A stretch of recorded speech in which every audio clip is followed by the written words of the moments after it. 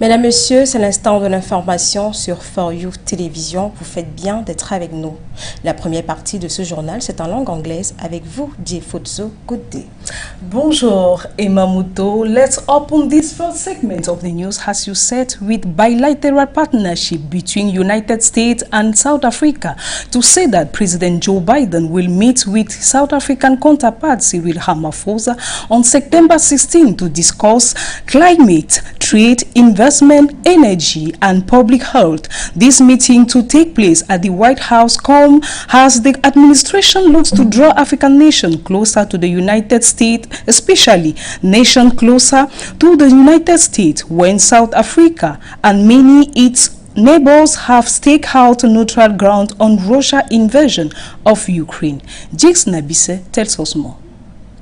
President Joe Biden will meet with South African President Cyril Ramaphosa this month, the White House announced on Thursday, as the administration looks to draw African nations closer to the United States at a time when South Africa and many of its neighbors have staked out neutral ground on Russia's invasion of Ukraine.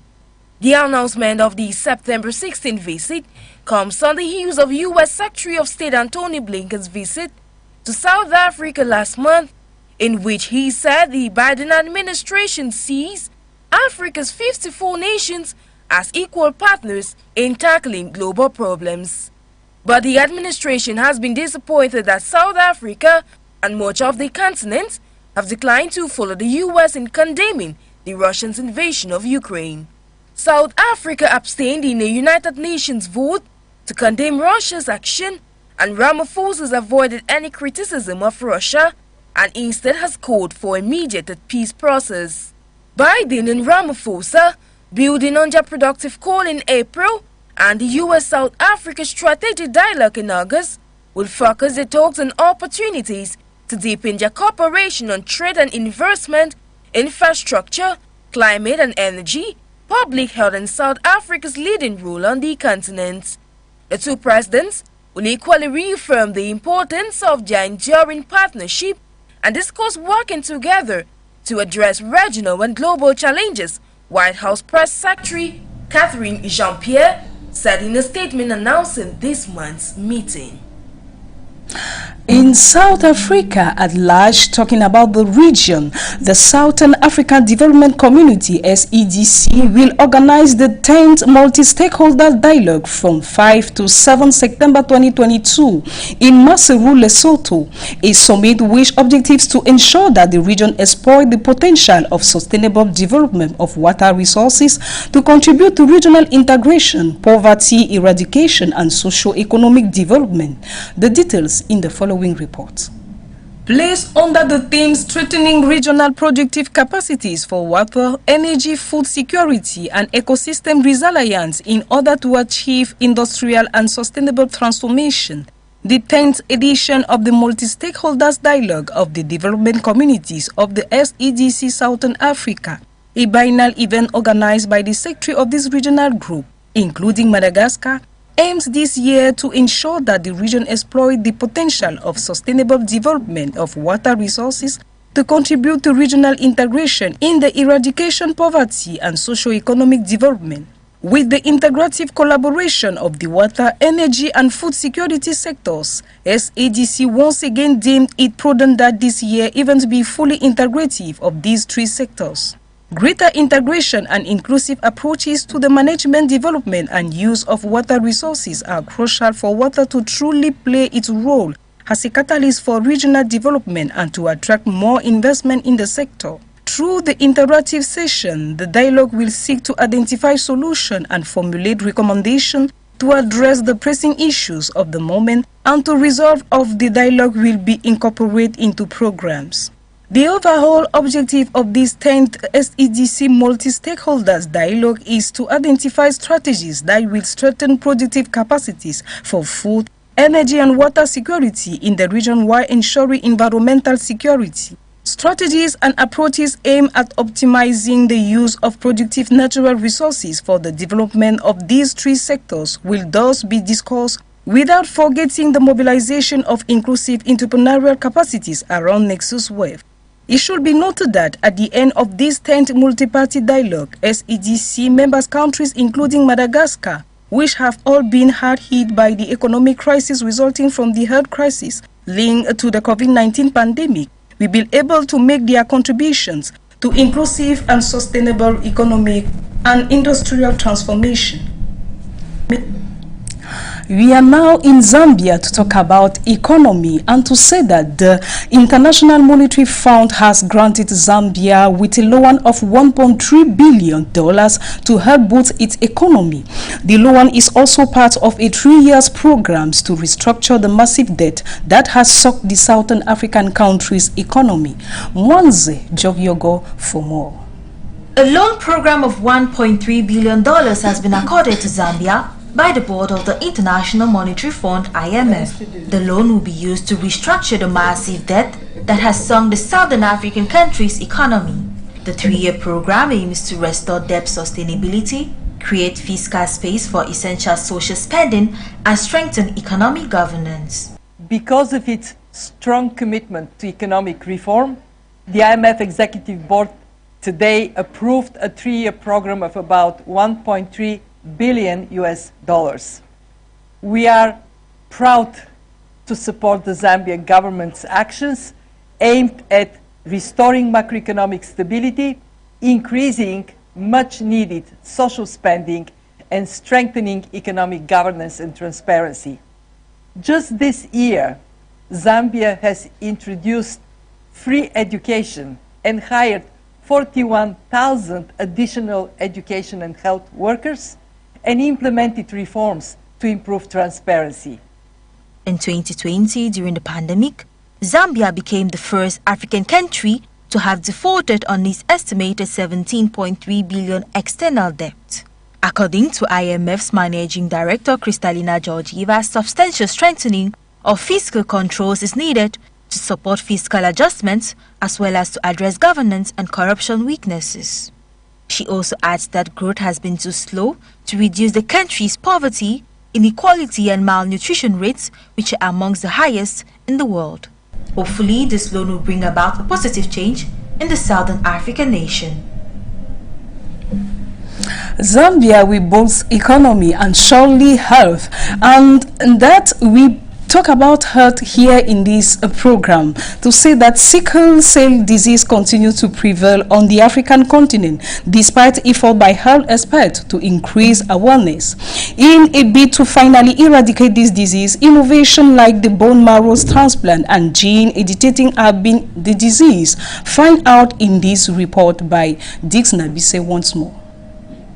From time immemorial, the sickle cell has been regarded as a prohibited subject matter across Africa, and persons living with the disease are afraid to speak up for fear of being stigmatized.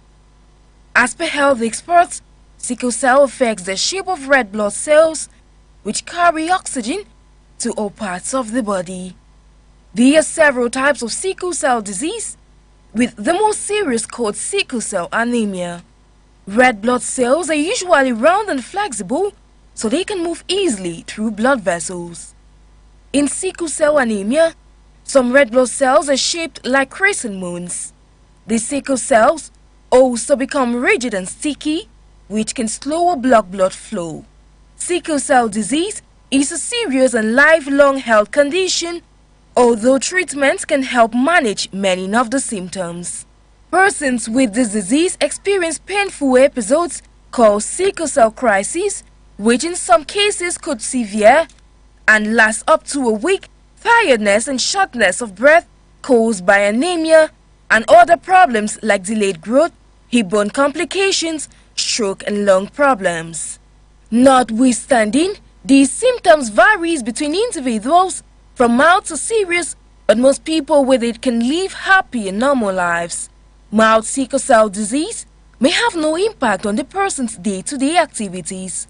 Though it could be detected during pregnancy or soon after birth, individuals already with the disease are expected to drink a lot of water or fluids, stay warm to prevent painful episodes, take painkillers such as paracetamol or ibuprofen, antibiotics to reduce chances of infection, take a medicine called hydroxyurea, to reduce symptoms and may sometimes require regular blood transfusions if symptoms persist or there are signs of damage caused by the disease. Amid other treatments, there exists a cure for the sickle cell disease. The only cure is a stem cell or bone marrow transplant, but not done very often because of the risks involved. Capable of turning into different types of blood cells and gotten from an healthy donor, once given through a drip into the vein, start producing healthy red blood cells to replace the sickle cells. However, individuals are always counseled on the importance of knowing the genetic compatibility before proceeding to marriage.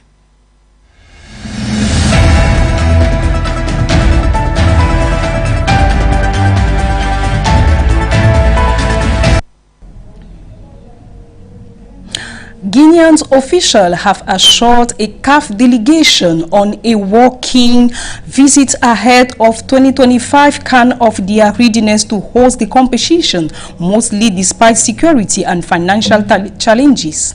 Hosting the 2025 Soccer Fiesta, the military government has described it their priority. Tekewana, tell us more. The hosting of the African Cup of Nations has for over the years been a pride to many, given its economic and infrastructural advantages. Guinea, suffering from a long history of political turbulence, has been eyeing the privilege to host the prestigious tournament and use it as a mechanism of reconciling divided views about the future of the nation.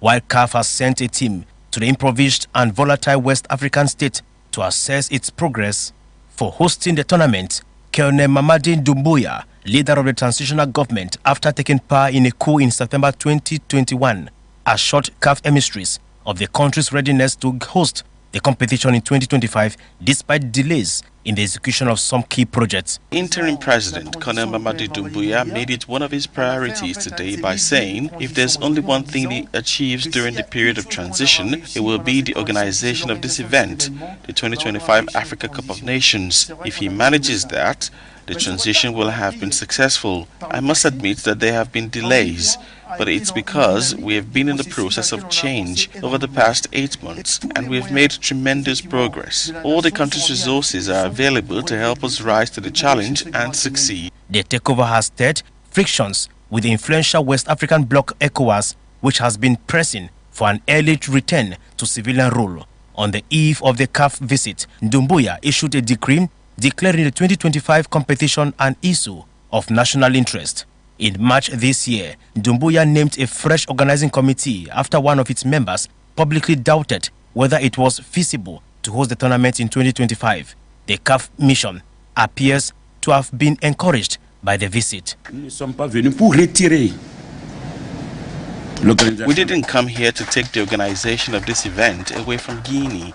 We came here to see if Guinea has anything to say so that CAF trusts that they can organize the 2025 AFCON. It should be recalled that Guinea was originally scheduled to stage CAN in 2023, but this was pushed back by 2 years when the list of organizing nations was reshuffled in 2018. Should the CAF emissaries find Guinea set for the smooth organization of the competition, then it will be a pass mark for the transitional military government. But if not, then Nigeria and Benin shall both step in to contest for the hosting rights of the biggest soccer fiesta in the African continent. Thank you, Tekewana, for this report that comes to the end of this English part of the news. Now we'll change the language from English to French with you, Emamuto. Une fois de plus, bonjour. Thank you, Jay Futso. Mesdames, Messieurs, ouvrons ce journal au Burkina Faso. Le président de la transition burkinabé, le lieutenant-colonel Paul-Henri Sandaogo Damiba, va effectuer son premier voyage officiel hors du pays depuis sa prise du pouvoir en janvier dernier. Celui-ci est annoncé à Abidjan le 5 septembre prochain où il s'entretiendra avec son homologue Alassane Ouattara. Le choix d'une première escale en Côte d'Ivoire donne tout de même à s'interroger. Les contours de cette prochaine rencontre avec vous, des Madone. Le président de la transition au Burkina Faso, le lieutenant-colonel Paul-Henri Sandaogo Damiba, effectuera son tout premier voyage hors du pays depuis sa prise de pouvoir dans les prochains jours. Celui-ci est attendu à Abidjan le 5 septembre 2022, une visite d'amitié et de travail où il rencontrera son homologue ivoirien Alassane Ouattara. Son arrivée à Abidjan est prévue pour 11 heures où il sera accueilli à l'aéroport international Félix Houphouët-Boigny d'Abidjan par le vice-président Tiemoko Méliet-Koné. Un entretien est prévu avec le président ivoirien, suivi d'un point de presse conjoint des deux dirigeants. Son séjour en Côte d'Ivoire sera de très courte durée, car il repartira le même jour. Au cours de ces assises, aussi courtes seront-elles, les deux présidents aborderont inéluctablement les questions de sécurité entre les deux pays et de paix, au vu de la frontière qu'ils partagent et du nombre de réfugiés y siégeant depuis le regain d'attaques djihadistes sur le sol burkinabé. Une première visite qui intervient quelques 2 mois seulement après une assise entre le lieutenant-colonel Sandaogo Damiba et ses prédécesseurs, notamment Blaise Compaoré, exilé en Côte d'Ivoire depuis 2014.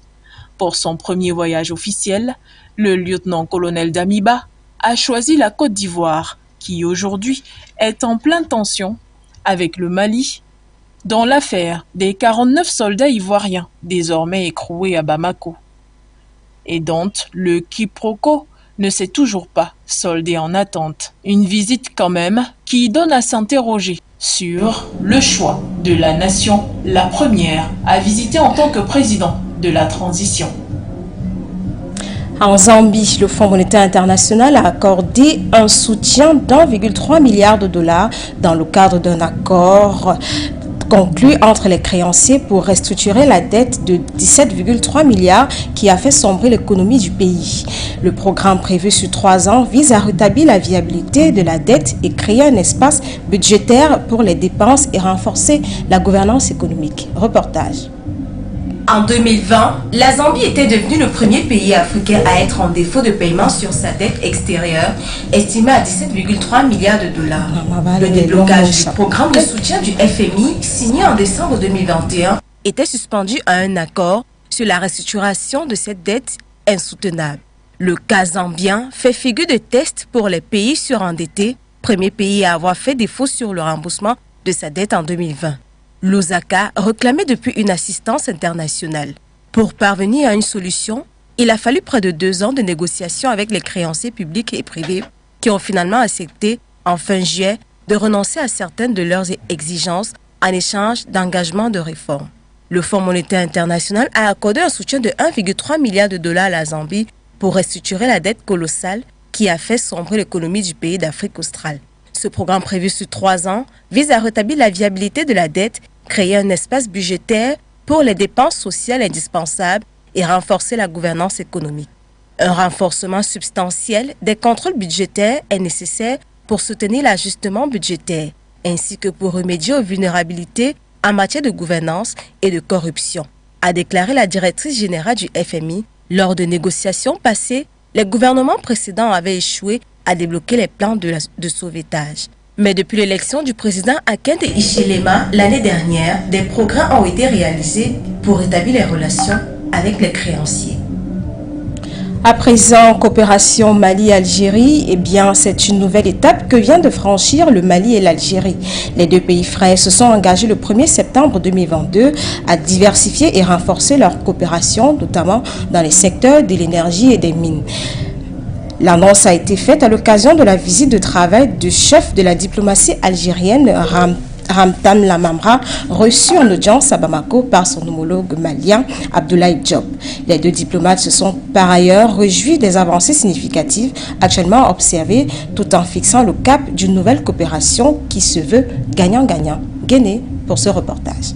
Renforcer, diversifier davantage le partenariat dans les domaines de l'énergie, des mines, des télécommunications, du commerce, de la formation professionnelle et universitaire, tout en facilitant la circulation des biens et personnes. Voilà ce qui ressort de la rencontre bilatérale stratégique entre le Mali et l'Algérie. Rendue à sa 18e édition à Bamako, cette rencontre entre Abdoulaye Diop, ministre malien des Affaires étrangères, et son homologue algérien Ramtan Lamamra a permis aux deux pays de renforcer leur coopération d'amitié.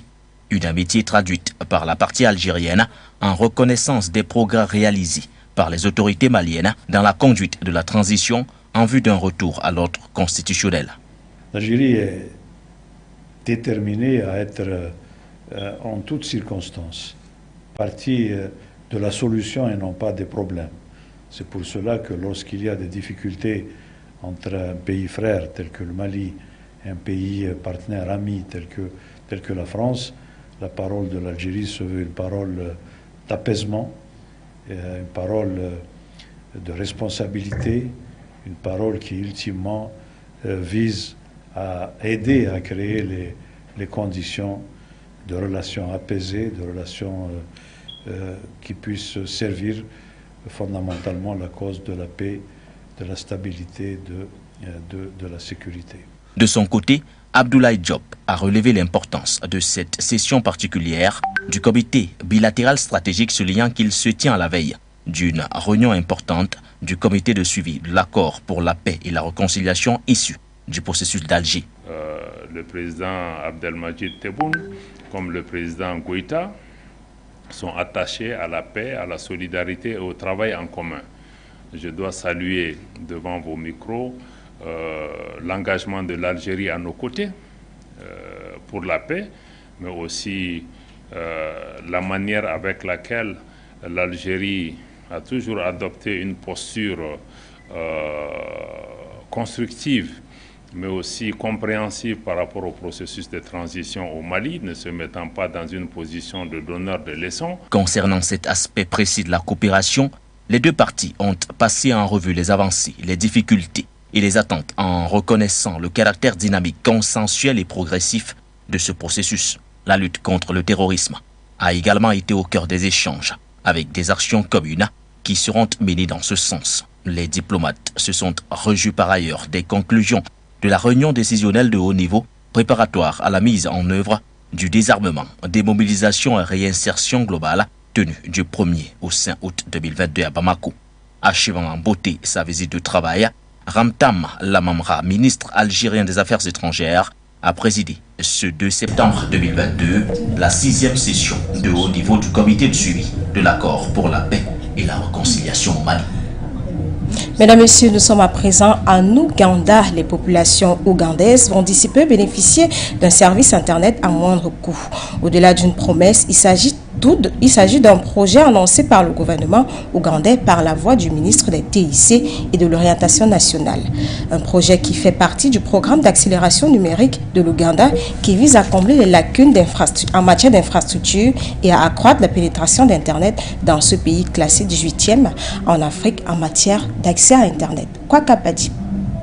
Selon le ministre ougandais des TIC et de l'orientation nationale, le pays va réduire de plus de moitié le coût des données qu'il fournit par le biais de la fibre de l'infrastructure dorsale nationale.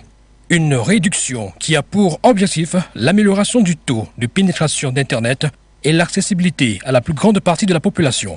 D'après le gouvernement, l'application de la dite réduction des tarifs actuels interviendra d'ici à la fin de l'année 2022.